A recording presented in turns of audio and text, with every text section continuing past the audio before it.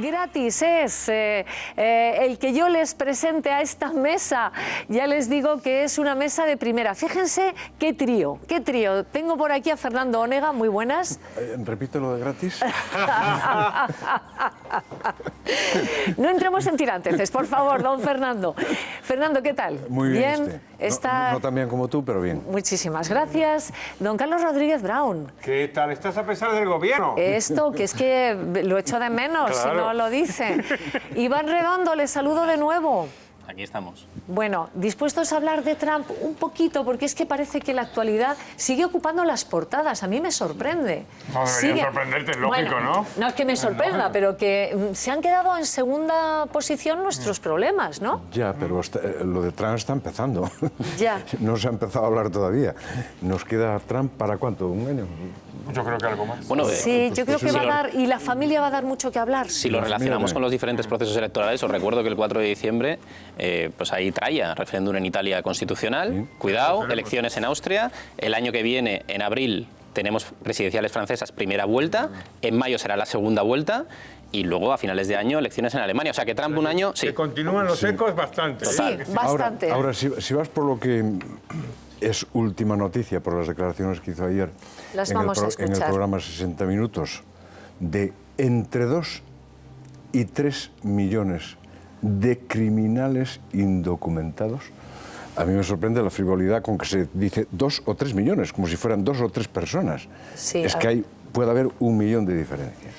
Luego, por otra parte, tiene de bueno que es una rebaja, porque hasta ahora se decía que 11 millones se irían fuera. Y a mí me parece... todos los ilegales, ¿no? Bueno, claro, de esto vamos a comenzar hablando, sí. Pero antes saludo al otro lado de la mesa, que son los invitados que vamos a decir que tenéis carné, ¿eh? Entonces, está Hugo Martínez Abarca, diputado de Podemos por la Comunidad de Madrid. Hola, buenos días. Gracias por estar aquí. A vosotros. Y Martu Garrote, vamos a decir que la quitaron el carné del PSOE, pero estás a punto de... ¿Te lo han devuelto? No, bueno, me lo devolvieron. En julio gané garantía y ya volví a ser militante, tengo una suspensión temporal, pero no es lo mismo estar expulsado que suspendido temporalmente. Que son... ¿Y por qué quitan en un partido el carné? Bueno, en el PSOE de Pedro Sánchez por criticar a Pedro Sánchez. Espero que en el de ahora nunca más le quiten a nadie el carné por mantener una posición crítica con la dirección, con ninguna dirección. Lo que no sé, ¿en Podemos tienen carné? No, nosotros tenemos una... la apuesta como modelo de partido es totalmente diferente a otros. Nosotros, digamos, por eso, por ejemplo, en procesos como los que hemos tenido, pues te inscribes y participas. La idea es que que no haya una gran frontera entre el dentro del partido y el fuera, sino que sea un partido movimiento, algo mucho más insertado en la sociedad civil. Ajá, pues precisamente de Iglesias va la pregunta de hoy. Antes de empezar, yo les lanzo la pregunta a la que hoy pueden responder. ¿Quién es mejor político? Si creen que Mariano Rajoy, pues ya ven, es que siempre hay que enfrentar a dos políticos. Al 905-855-001. Si creen que Pablo Iglesias, lo digo para que empieces a tuitear, llame al 905-855-002. Lo digo porque aquí podéis tuitear todos. Pues hoy son noticia, lo han escuchado ustedes, las informaciones que apuntan a Mariano Rajoy. Lo va a tener muy difícil para poder sacar adelante los presupuestos tan necesarios para precisamente sacar, que empiece el país a moverse. Este va a ser uno de los temas principales. Yo prefería empezar hablando de Trump, ¿os parece? Vale. ¿Os parece? Porque ya que estamos metidos en harina y luego nos vamos solamente, se lo digo al director, nos vamos solamente ya al tema nacional. Bueno, Donald Trump ha estado hablando precisamente para ese programa 60 Minutos. Fíjense ustedes, ha dicho cosas como estas, lo apuntaba ya Fernando Onega.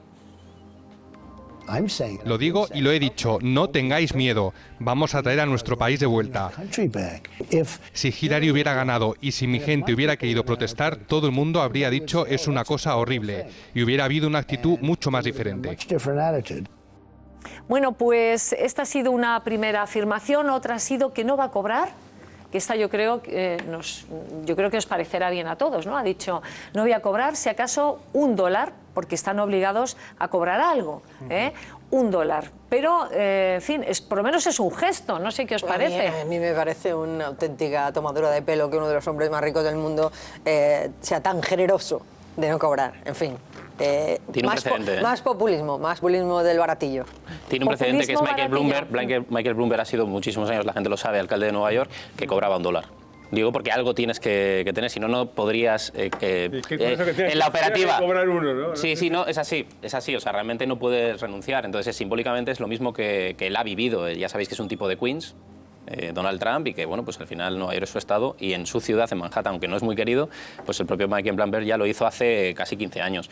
Ese es un tema. Yo creo que lo interesante es cómo Trump empieza tratando de ser Trump, pero es el presidente electo. Y como presidente electo está ya rectificando algunas partes de sus políticas, que es lo lógico y lo normal. Una cosa ha sido la poesía en campaña, su capacidad de destrucción del rival es brutal, pero otra cosa ya es gobernar. Y los nombres que están saliendo de su próximo equipo son nombres bastante centrados. Insisto, que pueden beneficiar y pueden trabajar en el Capitolio con los halcones, con los que están más a la derecha del Partido Republicano, pero también con los burros, y lo digo cariñosamente, que son los demócratas en Estados Unidos, como por ejemplo estaba con él el día de la victoria el gobernador de New Jersey, Chris Christie, que suena como jefe de gabinete. Quiero decir, son perfiles de versos sueltos también, muy centrados. Claro, lo que aquí sería impensable es que los hijos estuviesen absolutamente con cargos cercanos a los padres. En Estados Unidos no pasa nada, ya se sabe que los hijos de Trump van a tener todos pues un carguito. Pero aquí lo relevante es que ya apunta que va a cumplir. Él había dicho que quería expulsar a 11 millones de mexicanos, empieza por 3. No sé qué os parece, Carlos. Bueno, vamos a ver, estamos en esta especie de incertidumbre de si va a gobernar como en la campaña o no, o se va a moderar. Hay que reconocer una cosa de Estados Unidos, ¿no? Y es que es un país con larga tradición democrática, y entonces las instituciones, esa cosa que a veces hablamos con alegría, pues cumplen un papel, ¿no? Cumplen un papel que es lo que diferencia una democracia pues, de un régimen despótico. Es decir, las instituciones en Cuba o en Venezuela pues no cumplen un papel de contenedoras de la arbitrariedad del gobernante.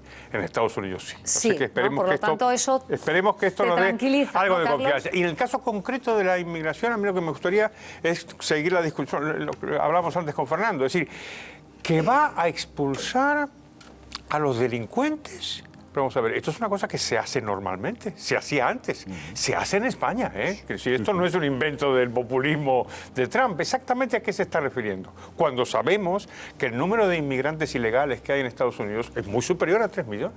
Claro, lo ha dicho con estas palabras, lo vemos y le dejo a Fernando que era lo que le preocupaba, ¿no? Adelante. Lo que vamos a hacer es coger a la gente que son criminales y que tienen antecedentes penales, pandilleros, traficantes de droga, probablemente 2 millones, podrían ser incluso 3, y vamos a echarlos del país o vamos a encarcelarlos. Bueno, es como diciendo, ¿el país se va a quedar sin delincuentes? Supongo que quiere decir eso, pero a mí me sorprende primero que en Estados Unidos, por muchos habitantes que tenga, que haya 2 millones de criminales sueltos. Entonces, ¿qué se ha hecho hasta ahora? Y que sean todos extranjeros, casualmente, ¿no? Ilegales. No, los nacionales no delinquen ninguno. Es un país muy poblado, ¿eh? Sí, pero aunque sean 400 millones de personas, 2 millones es un porcentaje altísimo de criminal y sobre todo de criminales sueltos. Segundo, ¿qué cantidad de policía hace falta para localizar a esos 3 millones de personas que habría que o apartarlos de la circulación, metiéndolos en la cárcel, o expulsarlos del país? Y tercero, me parece una tremenda frivolidad primero pasar de 11 millones que iba a echar a 3. ¿Qué documentación manejaba este señor? Y segundo, ¿cómo puedes hablar de 2 o 3 millones? Ya lo apuntaba antes, con una diferencia de 1 millón. Eso para mí significa un desprecio absoluto a las personas y una mala documentación por parte del señor Trump. Y luego, pues claro, todos los problemas humanos que se derivan de ahí, porque el echar de un país una población casi como la ciudad de Barcelona y su hinterland, eso crea unos dramas humanos, familiares, de ubicación, de transporte, etcétera, etcétera, que yo primero deseo que salga mal y segundo, no sé cómo se puede hacer. ¿Y cómo se puede gestionar eso? ¿no? ¿Cómo se gestiona eso? Es que esto es tremendo, ¿no? Hugo, ¿qué le parece todo lo que está sucediendo en Estados Unidos? Por cierto, siempre se ha hablado de populismos y al decir populismos enseguida se hacía la comparativa con Podemos. Uno se acuesta siendo de Chávez y se despierta siendo de Trump o de la ETA. Es muy complicado. Es como una categoría en la que se mete al mal y entonces, pues venga, Podemos es cualquier cosa mala que haya en el mundo, se relaciona. Por ejemplo, esto de echar a los inmigrantes, el jueves pasado tuvimos en la Asamblea de Madrid un debate a propuesta de Podemos para cerrar el CIE de Aluche, donde bueno, pues, la ONU dice que se violan derechos humanos y tal. Lo propuso Podemos, votaron en contra PP y Ciudadanos y se abstuvo el PSOE. ¿Cuál es el partido que se parece a Trump? Bueno, pues evidentemente el que menos, por lo menos en esto, sería Podemos. Yo creo que esto es un disparate, como muchos que se han dicho sobre Podemos y que no tiene ningún sustento. Pero bueno, se pone la cosa circular.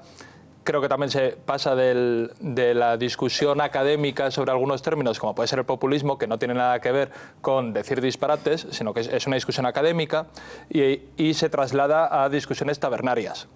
Como la que hace Trump diciendo 2, 3 u 11 millones porque da igual, porque es una cuestión tabernaria. Entonces pues se relacionan cosas que no tienen nada que ver y que en todo caso están en las antípodas. Bueno, se habla de populismos porque parece ser que Trump lo que dijo en campaña es lo que la gente quería oír, ¿no? O sea, dijo una serie de cosas y medidas y tal que la gente en ese momento demandaba y parece ser que ese ha podido ser el éxito. Por eso se refieren populismo, ¿no? El que uno escucha las necesidades de la calle inmediatamente se pone a ello, aunque sea imposible de llevar a la práctica. No sé si estáis de acuerdo. Para mí el populismo, yo sé que eso es más bien demagogia. Otras personas lo llevan a la ideología, ¿no? Para mí siempre es una técnica que utilizan todo tipo de ideologías. Insisto, cuando el populismo es ideología es algo extraordinariamente peligroso. Pero por lo general es una técnica que la usan prácticamente todos los partidos a diferentes niveles. A nivel municipal, en España, se ha hecho en muchísimas ocasiones.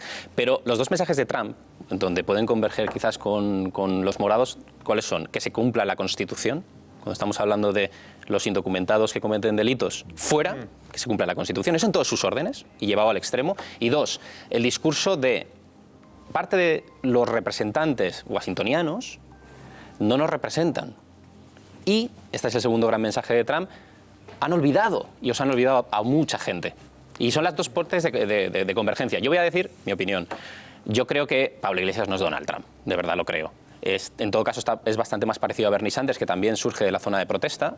Y voy a decir también otro planteamiento, sobre todo auditando la última semana. En la última semana, cada vez que escucho a Pablo Iglesias, que dice que no es Donald Trump, y otros dicen que él es Donald Trump, más espacio político gana Pablo Iglesias. Ajá. Mi opinión. El efecto boomerang, de verdad lo creo. dicen, ¿no? Otra cosa es, sí, porque aquí comentamos en su momento con Ramón Espinar, y yo te dije aquí, si sale vivo de esa rueda de prensa, que ha salido vivo, la vimos en directo en este programa, ganará. Porque es un efecto underdog, claro. Entonces, en política hay que tener cuidado porque cuando usas la técnica como populismo y eres la víctima, tienes todas las de ganar. Claro. Y eso es un poco lo que le ha funcionado a Trump y lo que ha funcionado también a Podemos. Pero allá Podemos le veo muy parecido a Bernie Sanders, y es conocer un poco la política norteamericana, con matices de que Bernie Sanders es un socialista por Vermont, que ha sido independiente, que luego es demócrata para sacar el escaño, es decir, en fin, pero es más parecido a Bernie Sanders que a Donald Trump. Bien, ¿os parece que pasemos ya a la política nacional o querías apuntar algo más sobre Donald Trump, ahora o nunca? No, quería subrayar que populismo lo hay en todos los partidos. Total. Y sobre todo hay populismo en las campañas electorales. Es decir, en este país, vamos, hace populismo Amanta el PP, y hacen populismo los demás. De Podemos, lo que pasa es que en Podemos hay una confesión de parte de Pablo Iglesias que sí se reconoce como populista. Claro, pero es un poco lo que yo hablaba antes de que Podemos tiene un origen universitario y de la Facultad de Políticas. Y de lo que se habla es de populismo en términos, en términos académicos, de construcción popular para utilizar la soberanía popular como, digamos, tu guía política. Eso tiene poco que ver con cuando hablamos de que todos los partidos hacen populismo, que estamos, pues eso, más bien hablando de demagogia. Pero hubo soberanía popular por encima de la soberanía, por ejemplo, de las instituciones, como Congreso de los Diputados. Las instituciones, en teoría, sirven para representar la soberanía popular. Exacto. Son el garante de la soberanía popular. No siempre. En la práctica. No, hay muchas en España, veces. en la práctica. En España, por ejemplo, te puede venir una troika y dictarte una reforma de la Constitución que aplica el Congreso de los Diputados. En ese momento las instituciones no representan la soberanía popular, sino un mandato ilegítimo. Y entonces recuperar eso para la soberanía popular es lo que podríamos hablar de populismo, pero en unos términos radicalmente distintos. Ahora se ha perdido en las instituciones. En muchísimos aspectos, desde luego. Estamos hablando de que los presupuestos que va a decir Rajoy, todo el mundo dice, van a obedecer al dictado de Europa, no del Parlamento Europeo, no de instituciones que representan la soberanía popular a través de elecciones, sino de pues, unas ciertas oligarquías político-financieras que no tienen... Ahí es cuando estaríamos hablando de la pérdida de soberanía popular y, por tanto, del sentido de las instituciones. Uy, aquí ya os veo que os habéis revolucionado en el sitio. Es un apunte muy rápido. Sí. Y le dejo a Martú.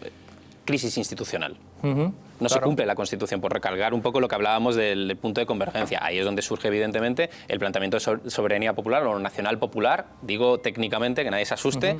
¿Para qué? Pues para poner al pueblo en el centro de todo, porque no se cumple las leyes o no se cumple la Constitución, porque la gente está olvidada. Es decir, es el mismo planteamiento de lo que es una zona de ruptura clásica, que ha existido muchas veces. Insisto, otra cosa es que una vez que se está dentro del Parlamento, pues hay que hacer política dentro del Parlamento. Claro, y pero fuera... fíjate qué curioso, porque yo es que el comodín del artículo 135 vale para todo, ¿no? En cualquier debate sacas el comodín del artículo 135 y ya se ha acabado, ¿no? Pero es que es verdad que los que tenían el dinero que debemos nosotros dijeron, si queréis seguir teniendo dinero tenéis que hacer estas cosas. Vale, y las hacen dos partidos, ¿no? Las hace el PSOE, que estaba en el gobierno en ese momento, apoyado por el PP. Y fíjate si el pueblo le importó poco que se hiciera eso, que el PP arrasó con una mayoría absoluta sin precedentes unos meses después. Por tanto, no es verdad que se conculcara la voluntad del pueblo, porque el pueblo expresó su voluntad en las urnas, como hace afortunadamente en España desde hace 40 años, y ganó el Partido Popular, que era coparte de esa reforma del artículo 135 y de ese plegarse a Europa, que no es tal, pero bueno, porque del artículo 135 hay que hablar mucho, y de la moratoria que tiene, que no entra hasta el 2020, y de las situaciones de excepción y tal, que en fin, que hay mucho que hablar de ese artículo leído textualmente. Pero bueno, ¿qué quiero decir? Que no es verdad que aquí en España el pueblo esté gobernado por Europa, ¿no? El pueblo va a las elecciones todas las veces y, desgraciadamente para la izquierda, nos ha negado el voto, y afortunadamente para la derecha se lo ha dado. Pues esto es lo que hay. Amigos, hagamos lo mejor para que la próxima vez nos voten a la izquierda. Y ahora, al hilo de lo que se está diciendo aquí, y concretamente Hugo, entonces es mejor salirse de Europa. No sé, me da la sensación de que... Yo no he dicho eso.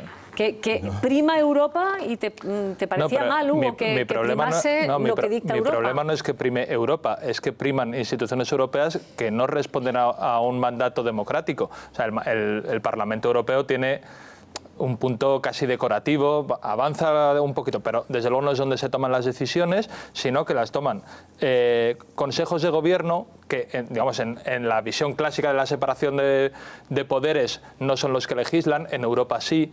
Digamos, es que lo que estoy diciendo no es populismo, es liberalismo. Bueno, digamos, la construcción europea que hemos hecho no responde a un modelo de democracia homologable. O sea, si un Estado se organizase como se organiza la Unión Europea, no lo llamaríamos democrático, lo llamaríamos de otra cosa, de otra forma, pero no democrático. Aquí hay un liberal, has mencionado la palabra liberal y se ha venido arriba Carlos Rodríguez. Está bien que en la discusión vayan saliendo los aspectos de los diferentes partidos políticos, porque efectivamente, si uno dice reduce el populismo a la demagogia, digamos, por ejemplo, ¿no? Dice, no, Podemos es populista porque es demagogo, pues entonces se difumina esa categoría política. ¿Por qué? Porque demagogia hay en todas partes, como hay mentira. Hay que buscarle algún elemento adicional, ¿no? Y uno es ese. La idea que es constante en el populismo de decir el pueblo no está genuinamente representado. Desde su origen no nos representan, es decir, las instituciones que estaban ahí no eran el pueblo, y los populistas emergen como una fuerza hija de la presión popular, que es salvadora y redentora. Y entonces el nacionalismo es otro elemento. El nacionalismo como un ingrediente de decir, bueno, la patria es una palabra que utiliza mucho Pablo Iglesias. La patria está amenazada por esos poderes extraños. En mi Argentina natal se hizo muchísimo esto desde la época del propio Perón. Las empresas siempre son malas, el capitalismo, el mercado, pero fuerzas extrañas que no son democráticas. O sea que ese sí que es un elemento que yo diría que es populista en el sentido de que lo utilizan más los populistas que los demás partidos. Fernando, y vamos... Dos brevísimos apuntes. Uno sobre el 135. Evidentemente, si ha beneficiado a algún partido, ha beneficiado al PP porque es más coherente con el PP que con el Partido Socialista. Las críticas primeras que hubo cuando se aprueba esa reforma de la Constitución proceden del Partido Socialista. Y no hay más que ver las caras de los diputados en aquella sesión para ver que aquello le sentaba mal. Con lo cual, electoralmente le castiga y le seguirá castigando probablemente. Respecto a Europa, querido Hugo, pues ¿qué le vamos a hacer? Claro, es que estamos en Europa. El gobierno europeo será democrático o no será democrático, pero o te atienes a las condiciones que impone o lo pagas. Y al decir lo pagas, lo digo en su estricto sentido económico, porque te meten unas multas de miles de millones de euros. ¿Qué le vamos a hacer? O desmontas la estructura europea, cuestión en la que no entro, seguramente hay que desmontarla y reformar toda la composición política de Europa. Pero mientras no cambie, me temo que ni cuando llegue Podemos al poder consiga el cambiar esa regla básica de actuación. Bueno, vamos al hilo de lo que se está diciendo aquí. Hoy ha hablado Mariano Rajoy, entre otras cosas, en esa Junta Directiva Nacional, donde se ha dicho, entre otras cosas, que el día 10, 11 y 12 de febrero va a tener lugar el Congreso del Partido Popular. ¿Se está armando el Partido Popular? Primero escuchamos a Mariano Rajoy y después les contamos lo siguiente, que son nuevas elecciones en el horizonte cercano. Primero Rajoy. Pero lo cierto, amigas y amigos, tenemos ahora la obligación de gobernar, de intentar propiciar que haya una estabilidad institucional en España, que hace falta. No es bueno para nadie 10 meses con un gobierno limitado en sus funciones, ni transmite una buena imagen, ni dentro del país, ni mucho menos fuera del país. Así que yo os animo a que sigáis trabajando. Pues ya vemos que Rajoy está lanzando un mensaje. Ha dicho incluso también el Gobierno se compromete en Bruselas a convocar, esto lo han dicho diferentes miembros del nuevo Gobierno, a convocar unos nuevos comicios en primavera si no se consigue sacar adelante en el Congreso los presupuestos. ¿Eso lo ha dicho en su boca? No, eso no. Esto venía, eso lo hemos leído en la prensa. Esto venía hoy en la portada del diario El Mundo. Pero Rajoy está diciendo que si no se tiene los apoyos suficientes, no es posible sacar adelante el gobierno de este país. Vamos a ver. Sí, perdón. No, todo lo que digo. Adelante, Fernando. Primero, esto de que sea malo para la economía que no tengamos gobierno, ya hemos dicho que el del año 2016 va bastante bien sin gobierno. Sé que eso critico yo a Rajoy. ¿Por qué nos escandalizamos tanto con lo de los presupuestos? ¿Qué pasa? ¿Que el resto de los partidos políticos no sabía que estamos en una situación política nueva, en donde no hay una mayoría absoluta, en donde el gobierno necesita los apoyos de otros partidos para sacar adelante sus medidas, la primera de las cuales es el presupuesto? ¿Qué pasa? ¿Que eso no se sabía? ¿Que no se sabía que Rajoy lo iba a utilizar? Yo, aunque no leyera la portada del diario El Mundo de hoy, todos nosotros sabíamos que es un arma que Rajoy obviamente tiene que utilizar. Lo mismo que van a utilizar los otros, la presión, sabiendo que Rajoy... No me refiero a la calle, me refiero en el Parlamento, a la política. Sabe la posición de Rajoy, todo el mundo sabe en qué equipo juega, digamos, ¿no? Entonces, pues sí, claro, naturalmente, dice Rajoy, yo voy a presentar los presupuestos y por lo tanto voy a buscar apoyo de los demás, pero claro, no me pidáis la luna, porque si me pedís la luna, entonces convoco elecciones. En realidad no dice si me pedís la luna, lo que dice Rajoy es, o me dejáis hacer los presupuestos que a mí me da la gana, o como todos vais a perder las elecciones y yo las voy a ganar, pues convoco elecciones. Y eso contradice todo el discurso, a la luna. Dice todo el discurso del Partido Popular, contradice todo el discurso del Partido Popular de los últimos 5 años. El rollo mañanero de que lo que importa es España, de que es el partido responsable, de que la responsabilidad del gobierno la ejercitan y tal, es un rollo, un cuento chino de más demagogia y populismo de este. En realidad lo que quiere el Partido Popular es gobernar solo y hacer lo que le dé la gana. Pero Marcus, si no se pueden hacer los ajustes que está demandando Bruselas... Mira, hoy mismo leía que Albert Rivera decía que hace una semana que le ha pedido a Rajoy quedar para este asunto de los presupuestos, que parece que era urgente, y hace una semana que no tiene respuesta del PP. Es que el PP no tiene intención ninguna de negociar nada con nadie. Quieren hacer su voluntad como llevan haciendo 5 años. Yo creo que hay que y la realidad ha cambiado. El contexto, ¿eh? Pues explica el contexto. Hay una mirada a corto y una mirada a largo. Y en las dos, un denominador común, que es una carencia de debilidades del contexto actual. A corto, yo creo que la vía 176, que es la que está trabajando el presidente, PP, Ciudadanos, PNV y los dos nacionalistas moderados canarios, siempre como comodín del público, por eso va ese mensaje. El PSOE, pero los mensajes que ha lanzado hoy el presidente, esos serían 176, para que la gente lo sepa, y tendríamos presupuesto antes del 3 de mayo. Bien, pero los mensajes que lanza el presidente son internos para el Parlamento, que muchas veces se interpreta, pero sobre todo externos para Bruselas. Lo digo para que se relacione con lo que estabas... Claro, pero luego, segunda parte, esto es la mirada a corto. Es decir, que cuando estéis escuchando al presidente, que sepáis que está enviando mensajes a Bruselas.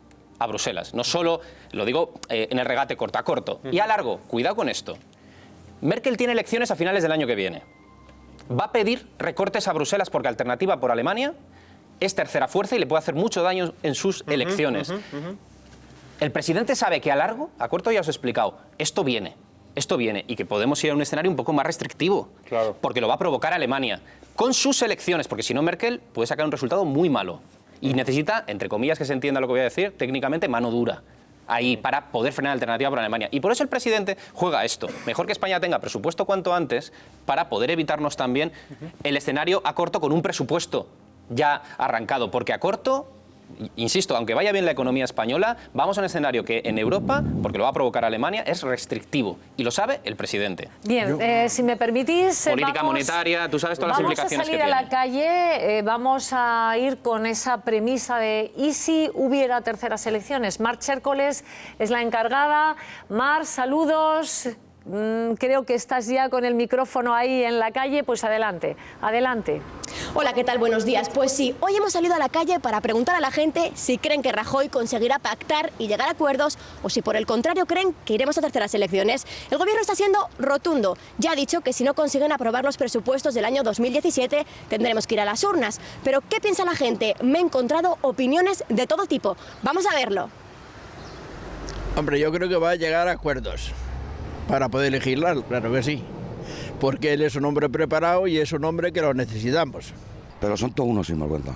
Porque ellos que dicen que quieren salvar a España, yo no lo veo, vamos, yo por lo menos no lo veo. Pues yo creo que no vamos a ir a nuevas elecciones, porque entre ellos se arreglarán para que todos tengan el sillón bien ocupado y bien cuidado, y entre todos se lo guisan y se lo comen. Entre Ciudadanos y el PSOE, que se ve un poquito obligado a tener que aceptar los presupuestos, yo pienso que no se debe ir a terceras elecciones. Ya que por lo menos nos han dejado que Rajoy sea presidente, creo que deberían por lo menos apoyar los presupuestos después que hagan la oposición que tenga que hacer. Veremos a ver. Pero que yo veo que terceras elecciones... sí, puede ser que las haya. Ya me voy a mojar. Yo creo que se arreglarán, acabarán, por supuesto, entendiéndose todos ellos y no se llegará a las terceras elecciones, estoy seguro. Bueno, pues eso se lo pregunto a los políticos. ¿Habrá arreglo entre ellos, pactos para no ir a terceras elecciones, Hugo? A ver, ¿O lo vais a poner muy difícil? Yo creo que hay dos cosas claras, que el PP va a votar a favor de los presupuestos de Rajoy y que Podemos va a votar en contra. Y ahí en medio hay el resto. Me da la impresión de que lo que lanza Rajoy es el mismo tipo de negociación, llamémosle, que hizo para la investidura. Y es o me votáis o peor para vosotros. Y voy a elecciones y a mí me da igual. Creo que es lo que está haciendo y le salió bien. Le salió bien porque el PSOE se abstuvo, Ciudadanos, cuando digo que hay dos cosas, no, Ciudadanos va a votar que sí, como hace siempre. O sea, hará como que es oposición. Yo soy diputado en la Asamblea de Madrid y lo veo todos los años. No tengo ninguna duda de que votarán el presupuesto de Cifuentes, no tengo ninguna duda de que votarán el presupuesto de Rajoy. Pero vamos, el resto pues es sí, PSOE o PNV. A mí me da la impresión de que para que el PNV aprobase presupuestos, Rajoy tendría que negociar y le es más fácil la vía de decir, oye, el PSOE que haga lo que quiera, porque si no, a ver cómo se presentan las elecciones ahora. Y como ha visto que el PSOE ante eso cede, que prefiere intereses electorales a los intereses de los españoles, pues igual acabará habiendo presupuestos. Bueno, pues los españoles ya veis que no ven demasiado bien, por no decir que están hartos de ir a las urnas y que prefieren que haya pactos, ¿no? Ayer salía una encuesta del País que se decía que se veía como complicado, ¿no? Pero que, por favor, lo que piden es que se pacte, pero lo veían muy difícil. Yo antes de nada quisiera decir que las fechas del Congreso del PP son el 10, 11 y 12, sí. Vísperas de tu cumpleaños, Marta. Lo hacen a propósito, para jugar la fiesta. Mal deben andar las cosas cuando Rajoy pone el Congreso el día de la Virgen de Lourdes. Bueno. Que es el día 11. Y antes de San Valentín, es verdad. Una cosa... Segundo, me preocupa mucho lo que acaba de decir Martu. Es decir, ¿se ha negociado? Es que no está negociando. Claro, entonces, si no se está negociando, ¿por qué se llama al acuerdo de los partidos? Alguien tiene que convocar ese acuerdo. Y ese alguien, efectivamente, tiene que ser el señor presidente del gobierno. Claro. Con lo cual, estamos en lo de siempre. Cuando se habla de la reforma de la Constitución, ya es que no hay consenso. Oiga, ¿lo ha intentado usted? ¿Ha hablado usted con alguien? ¿Pensáis que no se está intentando? Yo me acojo al testimonio de Martu, que está bien informada y que además adujo lo que se ha dicho desde Ciudadanos, que han pedido una reunión hace una semana y ni siquiera se le han contestado. Frente a eso está lo que dijo Rajoy en la toma de posesión del presidente de la Xunta de Galicia, de Núñez Feijóo, que dijo que ya estamos negociando los presupuestos. Bueno, ¿sabes con quién está negociando? Que no es presupuesto, pero tiene mucho que ver para entender los presupuestos. Ya están hablando las derechas, la nacional y las periféricas. Está hablando el PP con Convergencia y Unión y con PNV para tocar las pensiones. Precisamente, además, para la parte más antisocial de las pensiones, que es convertir las pensiones de viudedad, que hoy son contributivas, en asistenciales, que es la primera manera, rebajarlas de categoría para, a continuación, recortar. O sea, vamos a arreglar el problema de las pensiones fastidiando a los de siempre, a las mujeres y las más pobres. Bueno, vamos a esperar, es lo que están negociando ahora, lo han publicado. ¿Qué quiero decir? Que si se pueden poner de acuerdo las derechas españolas... No es cargarse las pensiones. No, es devaluarlas. Cambiar el concepto de dónde procede el dinero. Sí, para irlas devaluando, porque a partir de ahí ya puedes decir, como estamos en crisis y son asistenciales que no son un derecho adquirido como la contributiva, pues las contributivas las mantengo y las asistenciales las bajo. Tienen un elemento que igual no se conoce y que está pasando en Euskadi, ¿no? Y yo creo que es importante destacarlo. ¿Os acordáis del tractor de Rajoy y del trigo de Aitor Esteban? Bien. Estamos a un paso de que el PNV gobierne en coalición, como se ha hecho en el pasado, con el Partido Socialista de Euskadi, y estén ya, prácticamente estarían solo a un escaño para poder aprobar sus cosas en el Parlamento. Y hay una cosa que históricamente la maneja muy bien el Partido Nacionalista Vasco y que ahora lo recupera con este PNV de Vizcaya, que es el que realmente maneja la dirección en este momento, que es el péndulo patriótico. A ellos les viene muy bien tener al Partido Socialista con ellos en el gobierno en Euskadi para poder pactar también con el Partido Popular, porque os recuerdo que Urkullu ganó, yo lo digo muchas veces, sorpasó a todos cogiendo votos del PP vasco, del Partido Socialista y de todos. Entonces es una estrategia que a ellos les interesa, que es la estrategia que históricamente había seguido Convergencia y que ha dejado un espacio en Madrid que quieren aprovechar. Y solo doy el dato, si el PNV se mete en una negociación en un sí con Rajoy, que yo creo que esa es la gran opción que están manejando en Moncloa como primera gran opción, y además es la que más estabilidad puede garantizar, va a arrastrar al nacionalismo canario, seguro, porque son sus primos lejanos de Canarias. Y yo no sé si en algún momento, ya veremos, pero el año que viene hay elecciones en Cataluña, cuando sepamos lo que quiera ser el Partido Demócrata Catalán o otro nombre, como se llamen en el futuro, puedan arrastrarles también hacia ese discurso de cosoberanía, que es otro tipo de discurso. Pero eso es clave. Yo veo más fácil conseguir unos presupuestos con el PNV que con el PSOE. Bien, si me permiten, antes de hablar de Podemos, que vamos a las elecciones que ha habido en Madrid, Carlos, vamos a tranquilizar a la gente que nos esté viendo con respecto a las pensiones de viudedad y no de viudedad. Por favor. Las pensiones han sido manejadas políticamente desde hace muchos años y desde luego no ha sido bueno para los pensionistas, y el resultado es que estamos ante un problema del sistema. Entonces, ¿qué está pasando? Pues que se va a politizar, como acabas tú de hacer, esta idea de que como viene el PP, entonces las viudas se van a empobrecer. Vamos a ver, aquí hay un problema general de viudas y de no viudas, de pensiones contributivas y de no contributivas, de déficit público, de hacienda pública, un larguísimo problema del cual desde luego los pensionistas son inocentes por completo. Ellos no tienen ninguna culpa de nada. Los políticos de todos los partidos se han ocupado de montar un sistema que no funciona y que da unas pensiones bajas de momento y puede que sean más bajas en el futuro para todos, no solamente para las viudas. O sea que aquí hay un problema. Entonces, ¿qué es lo que está pasando? Pues el riesgo de la politización me parece evidente. ¿Por qué? Porque unos pueden juntarse, digamos, para hacer un pacto de Toledo bis, que en el fondo lo que hace es intentar esquivar los costes políticos de la reforma de las pensiones, y si alguno se queda fuera, entonces te voy a acusar a ti de tú eres el culpable de que las pensiones se van a rebajar, en lugar de pensar en qué hacer con el conjunto del sistema que tiene problemas. Bueno, pero está claro que vamos a hablar de pensiones y mucho en estos próximos días y meses. Hoy también es noticia las reacciones provocadas por el triunfo de Ramón Espinar en las primarias de Podemos en Madrid.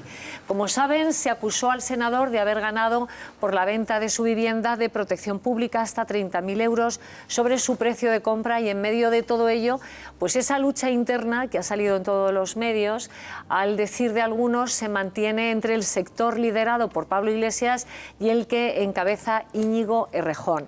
Y aquí tenemos a Hugo Martínez Abarca, que yo le decía antes de comenzar, perteneces a la familia Errejón, eres entre pablistas y errejonistas, ¿dónde estás? Sí, porque creíamos que estabas en errejonistas. Y yo te respondía que es que eso son caricaturas que nos responden a los debates que hemos tenido en Podemos, que son muy ricos. Yo entiendo que desde fuera se pierdan muchos matices y que, digamos, es normal que se intente colocar etiquetas para comprender lo que pasa. Pero bueno, muchos de los que íbamos en una candidatura hace 6 meses, dentro de esa caricatura nos hubieran llamado pablistas, ahora somos errejonistas. Desde luego no es una cuestión de que uno sea fan de Íñigo o de Pablo, como si no pudieras reconocer el talento político y personal de los dos.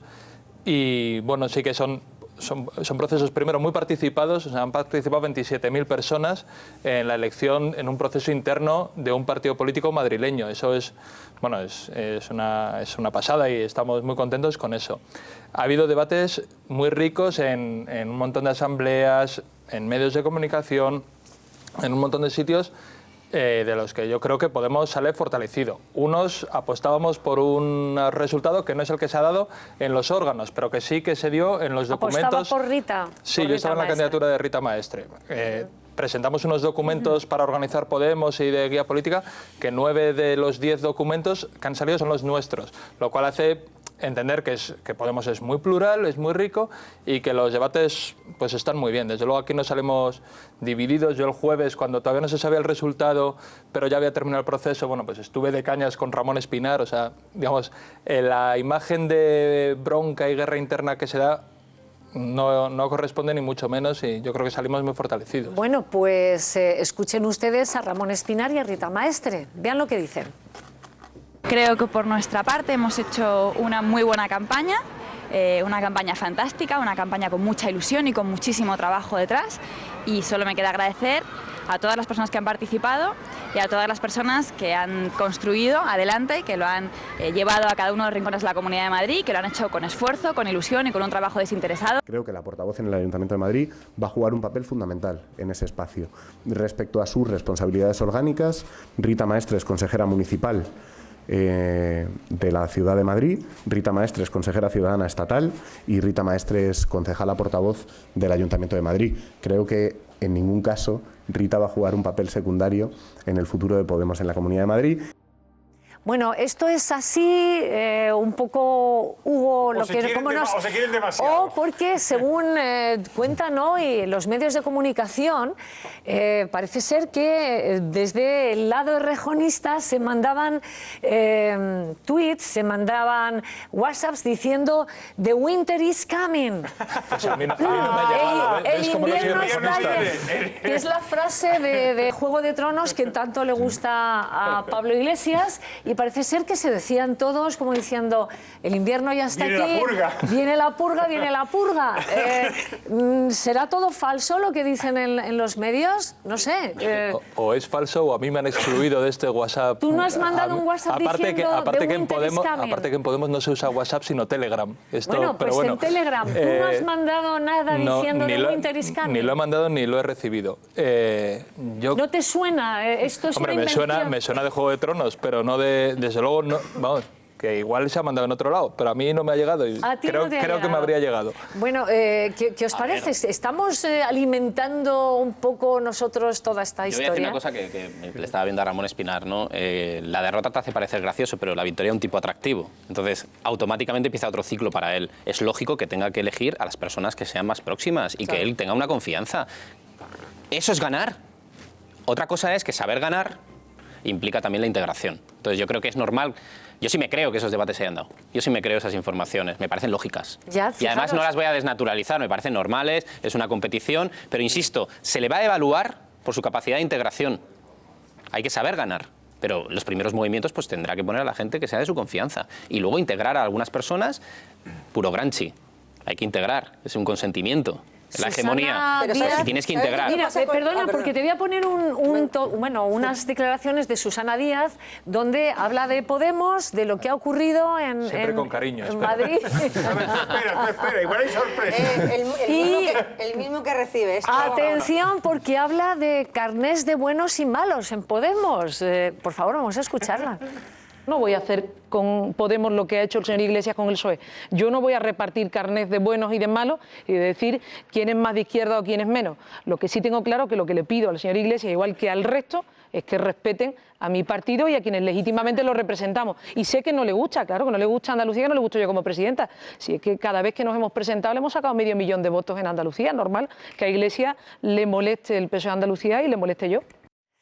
Bueno, respeto a los demás. Que no. A ver, es verdad que nosotros no hemos tenido ese respeto. Yo cuando se han presentado y me decían ¿quién prefieres que gane? A mí realmente me daba igual. Unos y otros defienden prácticamente lo mismo. Es una organización, tiene matices, pero son matices personales, no son matices ideológicos, con lo cual pues yo no comparto sus matices ideológicos y por tanto me daba igual quién ganara de los dos. Pero es verdad que yo sí he tenido que escuchar, y yo que vivo aquí en Twitter y tú lo sabes, he tenido que escuchar hordas de seguidores de Podemos llamándome facha, mandándome a Génova, llamándome golpista por asuntos internos de mi partido. Ojo, Entonces yo no voy a hacer lo mismo con otros partidos. Allá la vida interna de cada uno, ¿no? Luego ya en lo que es la vida pública nos enfrentaremos, pero en lo interno Podemos ha tomado su decisión libremente y allá ellos. La reina del sur, que es Susana Díaz, conoce la historia de los Medici. Sí. ¿Vale? Entonces, yo creo que, bueno, pues está elaborando un discurso político que quiero destacar siempre una cosa, porque siempre hace lo mismo, y antes lo estaba comentando con Martu, y insisto, Andalucía no es extrapolable a España, y el PSOE necesita mucha Secretaría del Amor, igual que la va a necesitar también Podemos con sus procesos de primarias, y ella siempre recuerda, yo tengo la oposición a Podemos y tengo la oposición al PP, pero insisto, eso es una dinámica de un voto en el sur que no tiene nada que ver con la nacional, donde hay mucha gente que pierde, en el caso del Partido Socialista, necesita mucho amor. Un segundo, porque también quiero que Fernando Onega me diga, dicen que va a haber una movilización, que ha salido un Podemos reforzado en la movilización en la calle, que Hugo nos va a decir si, pero me gustaría saber a qué nos tenemos que preparar, Fernando. Si Podemos va a ejercer esa fuerza en la calle, como parece ser que es así, Hugo. Sí. Yo, con perdón de Hugo, ahí es donde veo una diferencia entre rejonistas y pabilistas. Es decir, quien lanza la idea primero de la movilización en la calle es Pablo Iglesias y quien a continuación dice que primero las instituciones y después la movilización es Errejón. Es decir, ahí hay una pequeña diferencia de estrategia y subrayo la palabra pequeña, aunque podría ser grande, porque entre movilizar la calle y limitarse a la acción política parlamentaria sí hay una diferencia de comportamiento importante. La movilización en la calle es legítima, con lo cual yo personalmente no tengo nada que oponer. Preferiría que no la hubiera y preferiría sobre todo que no hubiera razones para que haya la movilización en la calle. Y ahí paro de contar. Me preocupa más la movilización que se anunció ayer en Cataluña, cuando se anunció la movilización permanente contra la actuación de la justicia en el proceso político catalán. Porque hoy mismo el señor Margallo en unas declaraciones dice que judicializar la política lleva inevitablemente al choque de trenes y este podría ser la parte más visible del choque de trenes que se está produciendo entre el Estado y Cataluña, o viceversa. ¿Le parece más preocupante, Fernando? Sí, a mí sí. En este momento me parece el tema grave de este país, el tema político grave y fundamental. Pues enseguida lo encaramos, pero por rematarlo, dicen que Errejón puede acercarse a Pedro Sánchez Errejón, incluso crear su propio partido. Esto lo hemos oído todos. Sí, bueno, se dicen muchas cosas. Yo antes sí quiero decir... no le tranquiliza, Hugo. Bueno, ahora voy con ello. Antes hablábamos del populismo. Cuando oigo a Susana Díaz decir no le gusto yo y no le gusta Andalucía, es populismo, pero del de peor. O sea, puede no gustarle a alguien Susana Díaz y que te apasione Andalucía. O sea, que no se identifique tanto Andalucía, que ella no es la encarnación de Andalucía. Pero bueno, de la calle yo creo que la va a convocar Rajoy. Ese es mi pronóstico. Ojalá, ahora que parece que no va a haber tantas elecciones, vuelva a haber una gran movilización popular, que eso es un síntoma de salud democrática. En las democracias la gente va a la calle, va a la urna, escribe en los periódicos, o sea, hay un montón de formas de expresión democrática y una es la calle. Y está muy bien que una calle muerta es un síntoma de mala democracia. ¿Y Errejón y el PSOE? El PSOE bueno, lo del nuevo Sánchez. Partido, esto yo lo leí en no me acuerdo qué periódico, era un periódico pero sí, digital. se dice muchísimo. Pero, que... Bueno, pues es una chorrada. Ah, o sea, bueno. Estamos contentísimos en Podemos cuando ganamos, cuando perdemos. O sea, no, nuestra opción política es Podemos, desde luego no es el PSOE. El PSOE ya existía antes y no nos afiliamos al PSOE porque no era nuestra opción política. O sea, bueno, hay alguno que sí que ha estado en el PSOE y luego ya no. Pero no. Bueno, pues y ahí que está. El futuro de Pedro Sánchez, pues ya lo sabrá él. ¿no? En el PSOE y el futuro del PSOE está mi compañero Asel Sánchez en la puerta de Ferraz. Cuéntame, Asel, ¿ha salido ya Iceta de esa reunión con Javier Fernández, el presidente de la gestora? Hola Nieves, ¿qué tal? De momento continuamos a la espera de que se produzca la comparecencia entre Javier Fernández, el presidente de la gestora, como bien dices, y Miquel Iceta. Esa reunión ha comenzado a las 11 de la mañana y todavía, como os decimos, continuamos a la espera de que se produzca esa comparecencia para saber en qué ha quedado las relaciones entre el PSOE y el PSC. A su llegada hasta la sede de Ferraz, hasta aquí, Miquel Iceta ha dicho que a preguntas de los periodistas ha respondido con un rotundo no, que no se van a romper las relaciones entre el PSOE y el PSC. Lo único que esperan es revisar ese acuerdo que es del año 1979 y que a su juicio se puede revisar porque ya estaría caduco. En esa misma línea también se ha manifestado en las últimas horas Susana Díaz y el portavoz en el Congreso del PSOE, Antonio Hernando, en el que dicen que las relaciones con el PSC se tienen que mantener porque es el único puente que une a Cataluña con España. Nieves. Pues muchísimas gracias, Asel, pendientes de la salida de esa reunión que finalice. De momento siguen hablando. El PSC parece ser que lo que pide es frenar el castigo de la gestora, no irse del Partido Socialista, quieren seguir ahí. Bueno, pero esto lo tendrían que haber pensado el día que decidieron venir al Comité Federal. Toda la delegación completa, 40 miembros del PSC, vinieron, tuvieron el uso de la palabra, debatieron, tuvieron el voto, votaron, perdieron una votación y al día siguiente convocaron su Consejo Nacional para tomar una decisión contraria a la que habían perdido en Ferraz. Por tanto, si tú participas de mi organización, pero luego no quieres acatar lo que se decide en mi organización, igual es que no quieres participar de mi organización, que es el mensaje que ha dado el PSC. Otra cosa, esto es una cuestión interna, de relación interna de los partidos, una relación asimétrica, es decir, el PSC participa de la vida del PSOE como uno más, pero el PSOE no participa en nada de la vida del PSC, por tanto esto algún día tendría que llegar a equilibrarse, ¿no? ¿Qué es lo que se va a tratar ahora de equilibrar? ¿En qué sentido creo yo que se va a equilibrar? Pues que el PSC participará de la vida del PSC y el PSOE de la del PSOE, internamente, y en lo electoral, que es lo que preocupa, mantendremos esa fraternal unión que, como tienen en Europa los alemanes, los socialistas alemanes tienen esa unión. Nosotros no presentaremos candidato en Cataluña, ellos apoyarán al candidato que presenta el PSOE en el resto de España y así seguiremos funcionando de una manera más justa, porque es verdad que esta deslealtad no es nueva. En los últimos años ha funcionado durante unos años esta relación asimétrica porque los catalanes se comportaban lealmente con el resto de socialistas, pero ha llegado un punto en que los catalanes no se están comportando lealmente con el resto de socialistas. Y ya no hablamos solo de esta votación en el último Comité Federal que se han saltado, es que ellos han tomado decisiones que el resto del PSOE hemos conocido en la prensa, ya habían votado con el asunto del derecho a decidir, ya habían roto la disciplina del partido en un par de ocasiones, que se había solventado efectivamente con una multa y ya está, pero que llega un punto que nosotros también tenemos que ser capaces de decirle a nuestros electores de toda España, los 84 diputados del PSOE, haremos esto o haremos esto otro. Claro, porque yo lo que os planteo un poco lo que tú decías, uno de los escollos fundamentales, la tensión entre el PSOE y PSC, tiene que ver con las manifestaciones de Iceta, ¿no? Hablaba de nación de naciones sobre Cataluña y volvemos otra vez a lo que apuntabas, o sea, esto es un punto que habrá que saber si hay una unidad de criterio con el Partido Socialista. Si Martu no me corrige, no es una posición personal de Iceta, es una posición del PSC, del PSC, aprobada en el Consejo Nacional. Yo creo que el Partido Socialista estatal, el Partido Socialista Obrero Español, no puede aceptar nunca esa definición mientras no se cambie la Constitución. Si la Constitución se cambia y se acepta que España es una nación de naciones, lo podrá aceptar. Mientras tanto, como partido de gobierno que es, no lo puede aceptar. Pero el problema es un problema de fondo. Claro, el PSC actúa en Cataluña y trabaja en Cataluña y responde a los criterios, en principio, mayoritarios de la sociedad catalana, que no entiende a España como nación de naciones, sino exclusivamente a Cataluña como nación.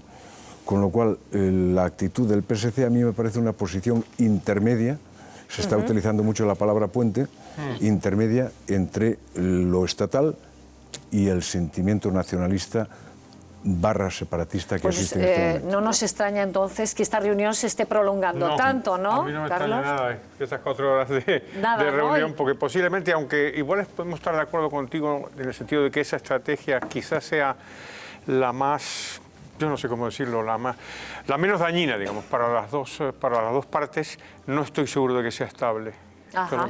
Iván, yo querías... creo que reducir el debate a la actualización de un protocolo es un paso arriesgado por parte del Partido Socialista. Mi opinión, históricamente, y esta es una decisión de Felipe González y Alfonso Guerra, hay un corredor de éxito electoral del PSOE que es Sevilla, Madrid, Barcelona, y es lo que tienen que recuperar. Y creo que eso es un debate ideológico, no el de la actualización de un protocolo, que es lo que están debatiendo hoy, que insisto que tendrá más próximos pasos. Necesitan un material ideológico que vuelva a reunir a esas tres sensibilidades. Y insisto, Sevilla es voto constitucionalista, Madrid siempre ha sido voto federal, aunque ahora se olvide, y Barcelona voto dual. Es decir, tengo discurso propio en las autonómicas, en las municipales, y en las nacionales vamos juntos. Y esto es más que una actualización de un protocolo, con lo que yo creo que, insisto, este es un debate de largo recorrido y es mejor que no tomen ninguna decisión drástica hoy, porque se juega el futuro del PSOE, ahí sí, ¿eh? Ahí, ¿no? Sí, pero ¿esto a quién favorece? Tienen que tomar la decisión de, por lo menos, de seguir unidos. Sí, esa sería la primera... Porque una ruptura en este momento era lo que faltaba para el hundimiento para del hundimiento, Partido no está sobre la intención de ninguno de los dos, participantes, ni de lo que representan ambos dos, porque ahí no están reunidos Miquel Iceta y Javier Fernández. Ahí está reunido el Partido Socialista Obrero Español y el Partido Socialista de Cataluña. Y ambos dos tienen claro lo que es bueno para todos. Lo que sí que es verdad es que tampoco podemos dejarlo estar como si no ocurriera nada, porque ocurre algo gravísimo. Algo gravísimo. En lo interno ocurre algo gravísimo. Yo no sé si Podemos se está frotando las manos en este sentido. Hugo? No, diciendo, vamos a ver, digamos, esto nos viene muy bien. Hay un proceso interno que yo creo que responde, sobre todo, y estoy muy de acuerdo con que el problema político es mucho más importante que el problema protocolario, pero cuando tienes un congreso por delante, el protocolo te dice quiénes van a poder votar en el futuro congreso. Esto igual es muy importante. Pero el problema político sí que hay. Podemos, o en Comú Podem, o las distintas fórmulas que hemos tenido en las catalanas, ha ganado las dos últimas generales en Cataluña. Antes se decía, el último puente que tiene España con Cataluña. Bueno, ahora mismo, vamos, el PSC tiene sus problemas en Cataluña, electoralmente representa lo que representa, y el partido ganador en las últimas dos elecciones generales no es un partido independentista, sino que es un partido que apuesta por otro modelo de España. ¿Beneficia a Podemos esta situación del PSOE, solo sí o no? No tiene por qué. No, es que no... O sea, digamos, primero, que no hay elecciones a corto plazo, o sea, que eso... Y que nosotros no hemos nacido como una empresa que busque sacar clientes de otro lado, sino para construir otro modelo de país.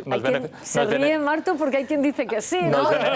Porque hace un momento estaba llamando al apocalipsis porque íbamos a tener elecciones con Rajoy y ahora no hay elecciones a corto plazo. En realidad, todos pensamos que al final va a haber acuerdo. Yo creo que no va a haber elecciones. Creo que Rajoy va a me he acordado de Andreotti, que aunque estuviera quieto avanzaba mínimamente, pues es un poco lo que os pasa con este tema. Aunque os quedéis quietos, no entréis, avanzáis. Hombre, aparte un partido lógicamente no tiene que meter en qué pasa en las relaciones entre dos partidos que tienen un protocolo interno. O sea, eso sería una falta de respeto. A ver, un titular, Fernando. La respuesta a tu pregunta está en la última encuesta del CIS. El PSOE, según esa encuesta, baja 5 puntos, ¿no? Más o menos. Sí. Podemos se beneficia en 8 décimas. O sea, que es indiferente. Bueno, ¿quién es mejor político? Pues decíamos, han votado ustedes que Rajoy con un 59,4 y han votado a Iglesias un 40,6. Oye, aquí es un 8. Falta el partido de vuelta de la tuerca. Bueno, pues agradezco a Hugo su presencia aquí, a Martu, desde luego también a Fernando, a Carlos y a Iván y por supuesto a todos ustedes. No nos vamos sin pedirles a ustedes que escuchen la última recomendación de una compañera de Meli, así que nosotros nos despedimos hasta mañana. Muchas gracias.